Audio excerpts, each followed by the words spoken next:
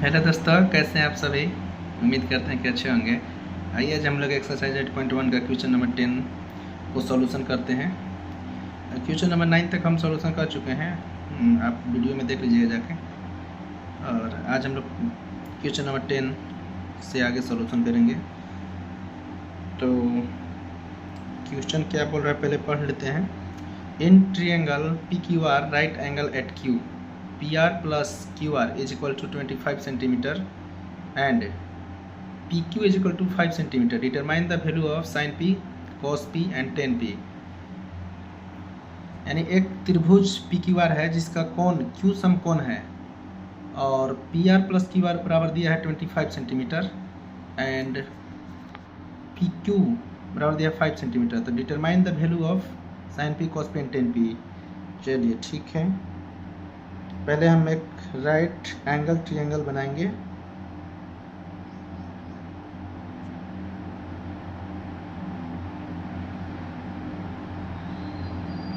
ये हो जाएगा Q, इसको मान लेते हैं P और ये हो गया R।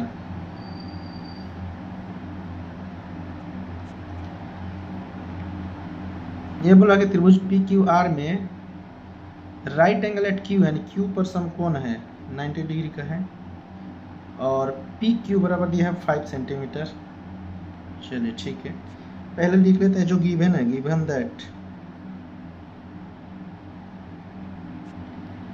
दैट में क्या दिया है, PQ बराबर 5 सेंटीमीटर और यहाँ देखिए PR plus QR,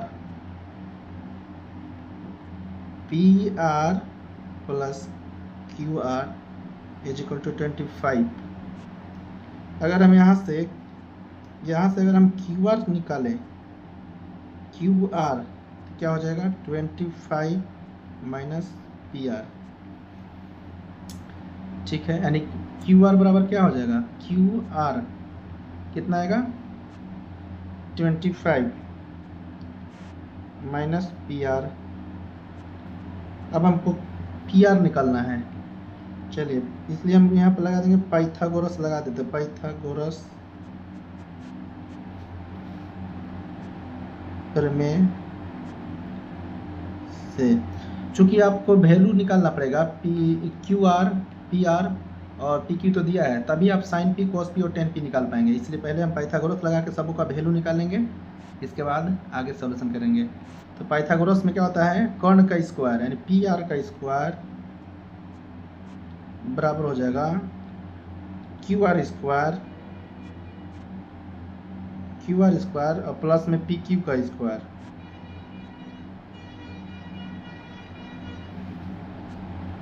PR just के तरह छोड़ देते हैं, इधर चल रहा है PR square equal to QR यानी QR बराबर यहाँ पर निकाल के रखते हैं 25 और माइनस PR, इसका हो जाएगा होल स्क्वायर और प्लस PQ बराबर कितना दिया है मेरे पास 5, तो 5 का स्क्वायर या PR स्क्वायर, इसको A माइनस B का होल स्क्वायर को ओपन कर दीजिए तो 25 का स्क्वायर हो जाएगा 625 और माइनस 2AB यानी 25 दूना 50 PR plus B square, B की जगह पर PR का स्क्वायर और प्लस हो जाएगा 5 का स्क्वायर 25। PR का स्क्वायर से PR का स्क्वायर कट जाएगा, इधर यहाँ पर क्या बचेगा 25 और 625 तो दिए 650 और इधर माइनस में है 50 PR, तो इसको इधर ले आइए तो जगह प्लस में 50 PR। इसलिए PR बराबर क्या आएगा 650 अपन 50 लिख दीजिए बट्टा में, 1 0 से 1 0 कटा 13 बचे 65 यानी PR बराबर क्या आएगा 13। अब यहाँ देखिए PR बराबर क्या आ जाएगा 13। तो जब PR बराबर 13 आ गया तो हमको QR निकल जाएगा। PR 13 आया तो इसकी जगह पर PR की जगह पर 13 बैठा दीजिए तो क्या हो जाएगा, इधर हो जाएगा। इसलिए हमको निकालना है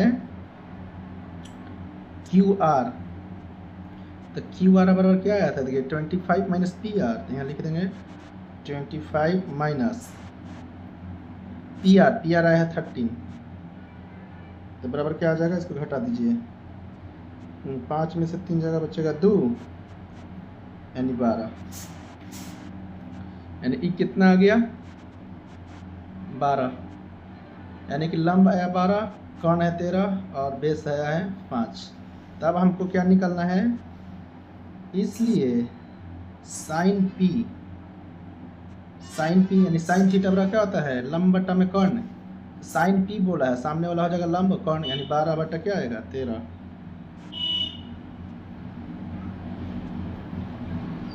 इसलिए शुरू निकलना है कॉस पी।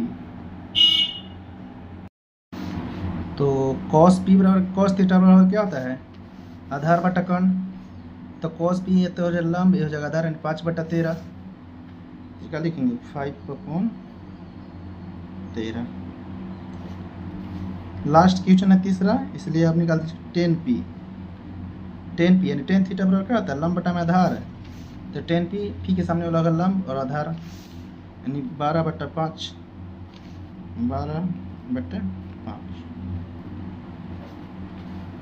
तो आपको उम्मीद करते हैं कि समझ में आया होगा। आप एक बार वीडियो फिर दोबारा से देख सकते हैं अगर नहीं आया हुआ तो। चलिए अब क्वेश्चन नंबर आगे 11 देखते हैं। तो क्वेश्चन नंबर 11 है दोस्त कि state whether the following are true और फॉल्स, जस्टिफाई योर आंसर। यानी कुछ स्टेटमेंट दिया हुआ है, तो आपको बताना है कौन सही गलत है और जस्टिफाई करना है आंसर का। तो फर्स्ट स्टेटमेंट दिया है कि the value of 10a is always less than 1, यानी कह रहा है कि 10a का वैल्यू हमेशा 1 से छोटा होता है। तो इसका आंसर में लिखेंगे कि फॉल्स होगा। क्यों? क्योंकि 10 थीटा बराबर आपको मालूम है, क्योंकि 10a बराबर होता है p/b। यदि अगर ऐसा हो जाए कि p का वैल्यू 1 से अगर बड़ा रखा जाए तो हमेशा 10 का वैल्यू जो आएगा 1 से बड़ा आएगा। तो आप ये नहीं कर सकते हैं कि हमेशा 10 का वैल्यू 1 से छोटा होगा। समझ में आ रहा है आपको? 10 थीटा बराबर होता है लंब बटा आधार। अगर हम लंब को, ये तो अब एंगल में तो कुछ भी हो सकता है, परपेंडिकुलर बड़ा हो सकता है, बेस बड़ा, ये नहीं कर सकते हैं कि कौन बड़ा कौन छोटा होगा। तो अगर हम परपेंडिकुलर को अगर बेस से बड़ा लेंगे तो हमेशा 10 का वैल्यू 1 से बड़ा आएगा। तो ये स्टेटमेंट गलत होगा कि हमेशा 10 का वैल्यू 1 से छोटा होता है, इसलिए क्या होगा, फॉल्स होगा। अब आइए स्टेटमेंट नंबर 2 देखते हैं। तो दोस्त स्टेटमेंट नंबर 2 है कि sec A is equal to 12/5 for some value of angle A. तो इसका आंसर ट्रू होगा।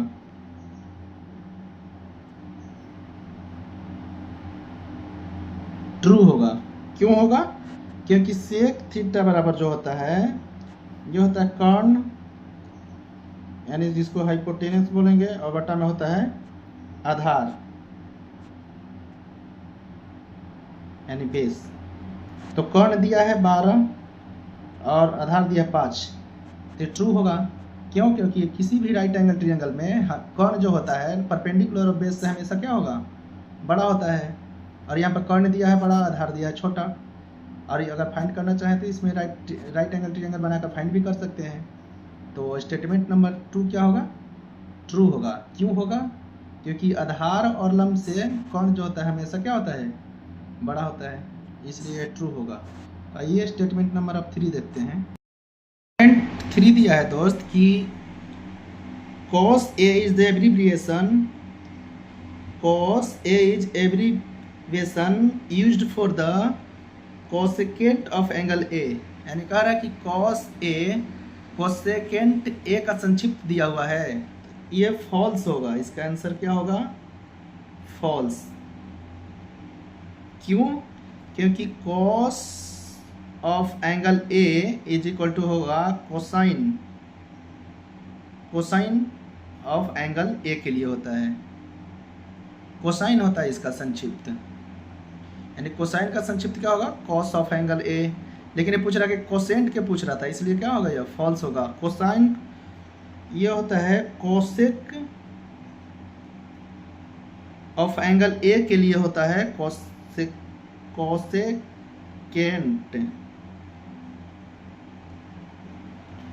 यानी कॉस के लिए होता है कोसाइन और कोसेक ऑफ एंगल ए के लिए होगा कोसेकेंट, इसलिए क्या होगा, फॉल्स होगा।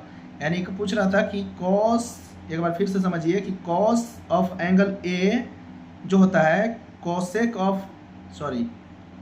ऑफ एंगल ए, ये कोसेकेंट ऑफ एंगल ए का संक्षिप्त दिया है, नहीं, ये कोसाइन ऑफ एंगल ए का संक्षिप्त कॉस ए होता है और कोसेकेंट का संक्षिप्त कोसेक ऑफ एंगल ए होगा, इसलिए क्या होगा, ये फॉल्स होगा।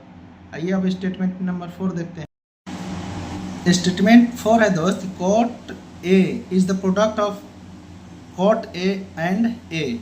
ये बोल रहा है कि कॉट ए है, ये पहले तो इसको आंसर लिखेंगे फॉल्स है, ये